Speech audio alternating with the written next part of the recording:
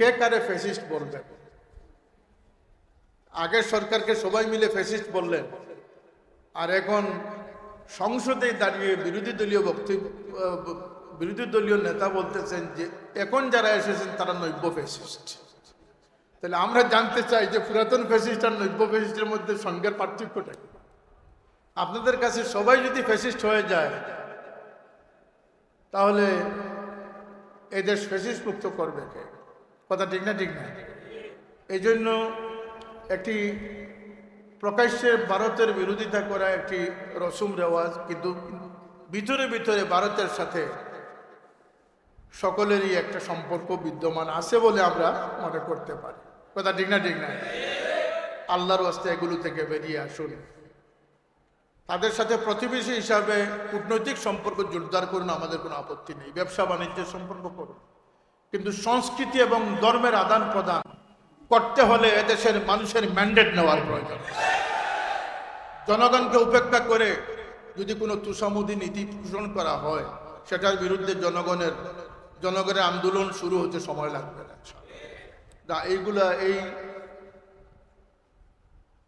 এই চিন্তা থেকে, এই ধরনের আত্মঘাতী সিদ্ধান্ত থেকে সরকার প্রশাসনকে বিরত থাকার উদাত্ত আহ্বান জানাচ্ছি। আজকের দিনে ওই সংবাদ দেখলাম যে রাম মন্দির প্রতিষ্ঠা হচ্ছে বাংলাদেশ। একটা ধর্ম উপাসনালয় হতেই পারে, আমরা সাম্প্রদায়িক না, সকল ধর্মের যার যার ধর্ম পালনের অধিকার আছে। এটা শুধু রাষ্ট্রীয়ভাবে নয়, এটা আমাদের ধর্মীয়ভাবে সেই অধিকার দেওয়া আছে। কিন্তু এটা নিয়ে কোনো বাড়াবাড়ি বা কোনো মুসলমানদের যদি এখানে রাম মন্দির প্রতিষ্ঠা করতে হয়, ভারতের বাবরি মসজিদকে আগে প্রতিষ্ঠা করতে হয়।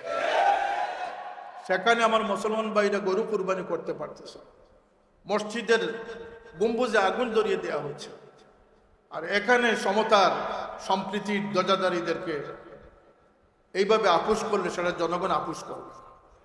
বাংলাদেশে পট পরিবর্তন হয়েছে, হওয়া দরকারও ছিল, সংস্কার হওয়া দরকার ছিল, কিন্তু প্রকৃত সংস্কার কেউ করতে পারেন। যেমন শিক্ষা ব্যবস্থা, যে ব্যবস্থাটা নিয়ে আজকে আমরা সবচেয়ে বেশি চিন্তিত। এই পট পরিবর্তন হয়েছে, কিন্তু অনেক সংস্কারের স্লোগান আমরা শুনেছি, কিন্তু শিক্ষাক্ষেত্রে কোনো সংস্কারই হয় না। বরং বর্তমান সরকারের সতর্ক থাকা উচিত যে কিছুদিনের সুযোগ সন্ধানীরা, খারিজি ওহাবিরা আজকে মাসের সিলেবাসে তাদের ওহাবিয়ত ঢুকানোর চেষ্টা করতেছে। আমরা কিন্তু এক্ষেত্রে কাউকে আমরা সাথ দেব না। এদেশে আউলিয়া কেরামের দ্বারা প্রতিষ্ঠিত ৯৯ প্রতিষ্ঠান মাদ্রাসা, এই মাদ্রাসাগুলোতে মযহব ভিত্তিক, তাসাউফ ভিত্তিক, তরিকা ভিত্তিক, আহলে সুন্নাত ওয়াল জামাতের আকীদা ভিত্তিক পাঠ্যক্রম চালু করতে হবে। এক্ষেত্রে আমরা কারোর সাথে আপোষ করব না ইনশাআল্লাহ। আজকের দিনে সবচেয়ে বড় দুঃখ নিয়ে আমি কথা বলতেছি, সেটি কোনো দলকে কটাক্ষ করার জন্য নয়, কোনো দলের উপরে আমার দলকে প্রাধান্য দেওয়ার জন্য নয়। আমার আজকের দিনে সবচেয়ে বড় দুঃখ হচ্ছে, আমরা এখানে আলিম ওলামারা আছেন, খতিব আছেন, মুবাল্লিগ আছেন, বক্তা আছেন, ওয়াইজ আছেন। আজকের দিনে ইসলামকে যে কলুষিত করা হচ্ছে, দুর্নামি করা হচ্ছে, পাগড়িকে অপমানিত করা হচ্ছে, মিম্বরকে অপমানিত করা হচ্ছে, মেহরাবকে অপমানিত করা হচ্ছে, মসজিদের ইমাম সাহেবের হুজরাকে অপমানিত করা হচ্ছে। আর আমাদের সম্মানিত স্থান থাকলো কোথায়? বয়সকে অপমানিত করা হচ্ছে। যে কয়টা বদমাস ধরা পড়তেছে, প্রত্যেকটা দাড়ি সাদা হয়ে লাল হয়েছে। এগুলো আমাদের কোনো আনন্দের বিষয় নয়, এগুলো আমাদের অন্তরকে কাঁদানোর বিষয়, অন্তরকে আঘাত করার বিষয়। যে দিনে ইসলামের সুহরত সৌন্দর্য কোথায় ছিল, আজকে ইসলামের নামে কলঙ্কের অধ্যায় কোথায় চলে গেছে। নাম আসলাম আসাইলের ক্ষেত্রে আপনারা জানেন যে ইসলামের সর্বোচ্চ অথরিটি বনে অনৈসলামিক কার্যকলাপ, এমনকি শিরকি কার্যকলাপে সামান্য বুটের স্বার্থে মানুষ লিপ্ত হচ্ছে। কোথায় রোজার, কোথায় পূজা, একীভূত করে ফেলতেছে। আরে বাবা, জন্নত দিবেন, জন্নত তো মুসলমানকে আশ্বস্ত করা জায়েজই আছে, কিন্তু হিন্দুর কাছে জন্নত বিক্রি করার দায়িত্বটা আপনাকে দিল কে? আজকের দিনে ওই সংবাদ দেখলাম যে রাম মন্দির প্রতিষ্ঠা হচ্ছে বাংলাদেশ। একটা ধর্ম উপাসনালয় হতেই পারে, আমরা সাম্প্রদায়িক না, সকল ধর্মের যার যার ধর্ম পালনের অধিকার আছে। এটা শুধু রাষ্ট্রীয়ভাবে নয়, এটা আমাদের ধর্মীয়ভাবে সেই অধিকার দেওয়া আছে। কিন্তু এটা নিয়ে কোনো বাড়াবাড়ি বা কোনো মুসলমানদের যদি এখানে রাম মন্দির প্রতিষ্ঠা করতে হয়, ভারতের বাবরি মসজিদকে আগে প্রতিষ্ঠা করতে হয়। সেখানে আমার মুসলমান ভাইরা গরু কুরবানি করতে পারতেছে, মসজিদের গম্বুজে আগুন ধরিয়ে দেওয়া হচ্ছে, আর এখানে সমতার সম্প্রীতির ধ্বজাধারীদেরকে এইভাবে আপোষ করলে সেটা জনগণ আপোষ করবে। আমরা আমাদের ইমানি দায়িত্ব থেকে কোনো উস্কানি নয়, আমার বিরাদারান তরিকত যারা আছেন, আমাদের সংগঠনের দায়িত্বশীল যারা আছেন, আমার পীর ও মুর্শিদের মুহিব্বিন মুরিদিন যারা আছেন, আমাদের আজকের দিনে যে বিশেষ ত্যাগী হতে হবে সেটি হচ্ছে ইসলামের সৌন্দর্য রক্ষার জন্য আমরা আমাদেরকে কোরবান করতে প্রস্তুত হতে হবে। এখানে আমাদের আপোষ করলে চলবে না। প্রত্যেকটি অঙ্গন থেকে সকলে চেষ্টা করা উচিত যে ইসলামের যে বাস্তবতাকে বিলীন করা হচ্ছে, যে তহজিব তমদ্দুনকে বিলীন করা হচ্ছে। ইসলাম সেই মাধুর্যপূর্ণ দিন। ওমর রাদিয়াল্লাহু আনহু খেলাফত আমলে এক প্রতিবেশী একটি ছাগলের মাথা তার প্রতিবেশীকে দান করেছিলেন। 7 গড়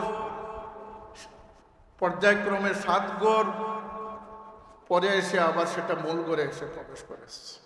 প্রত্যেক প্রতিবেশী মনে করেছেন যে আমার চেয়ে আমার প্রতিবেশী ভাই বেশি হকদার, তাকে তিনি দান করেছেন, তাকে তিনি দান করেছেন। সেটা হচ্ছে আমাদের ইসলামের সৌন্দর্য। আমাদের ইসলামের সৌন্দর্য যদি প্রকৃত অর্থে আমরা ধারণ করতে পারি, তাহলে দেশে মসজিদে মসজিদে গিয়ে চাল ডাল নিয়ে তবলিগ করার প্রয়োজনে আমাদের আদর্শই ইসলামের সুমহান পথ প্রদর্শন, যেটি আউলিয়া কেরামগণ করেছিলেন। একটি চাকুও তাদের সাথে ছিল না, পিস্তল কামান তো দূরের কথা। শাহজালাল রহমতুল্লাহ আলাইহি এখানে এসেছিলেন, মান রাআহু ফাকাদ ইহতাদা। তার সেই নুরানি ছেড়াই দলালত করেছিল, তিনি একজন সত্যবাদী মানুষ। তার ভাষা মানুষ বুঝতো না, কিন্তু মানুষ এটা জানতে পেরেছিল যে তার কাছে জান মাল ইজ্জতের নিরাপত্তা রয়েছে। সেই নিরাপত্তাটা আমাদের নিশ্চিত করা দরকার। এই যে মব জাস্টিস, বাংলাদেশে পট পরিবর্তন হয়েছে, হওয়ার দরকারও ছিল, সংস্কার হওয়া দরকার ছিল, কিন্তু প্রকৃত সংস্কার কেউ করতে পারেন। যেমন শিক্ষা ব্যবস্থা, যে ব্যবস্থাটা নিয়ে আজকে আমরা সবচেয়ে বেশি চিন্তিত। এই পট পরিবর্তন হয়েছে, কিন্তু অনেক সংস্কারের স্লোগান আমরা শুনেছি, কিন্তু শিক্ষা ক্ষেত্রে কোনো সংস্কারই হয় না। বরং বর্তমান সরকারের সতর্ক থাকা উচিত যে কিছুদিনের সুযোগ সন্ধানীরা, খারিজি ওহাবিরা আজকে মাসের সিলেবাসে তাদের ওহাবিয়ত ঢুকানোর চেষ্টা করতেছে।